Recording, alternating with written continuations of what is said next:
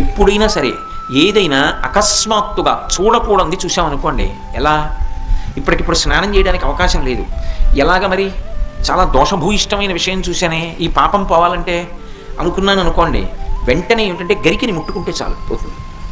తీవ్రమైనటువంటి పీడకలు వచ్చిందనుకోండి, ఆ పీడకల పరిహారం అవ్వాలనుకోండి ఏ అభిషేకమో చేయించుకోవాలి. శక్తి లేదనుకోండి, మీరు అన్ని పూజలు చేయించుకున్నట్టే. స్నానం చేసి ఒకసారి గరికని ముట్టుకుంటే చాలు, స్నానం చేయకపోయినా చెప్పులు ఇప్పి గరికను ఒకసారి ముట్టుకుంటే చాలు. అందుకే శతమూలా శతాంకురా సర్వగం హరతు మే పాపం దుర్వాదు స్వప్ననాశిని. ఓ శతమూలా శతాంకురా, నువ్వు అనేకమైన వేర్లతో ముందుకెడుతుంటావు, అటువంటి అంకురా నిన్ను ముట్టుకుంటున్నాను. దీనివల్ల ఏమవుతోంది? సర్వగం హరతు మే పాపం, నా పాపములన్నీ పోతున్నాయి.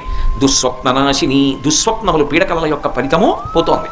అటువంటి గరిక విఘ్నేశ్వరుడి పాదముల మీద వేసి తీసి కళ్ళకద్దుకుని తల మీద పెట్టుకున్నారనుకోండి, విఘ్నములన్నింటినీ కూడా తీసేస్తారు.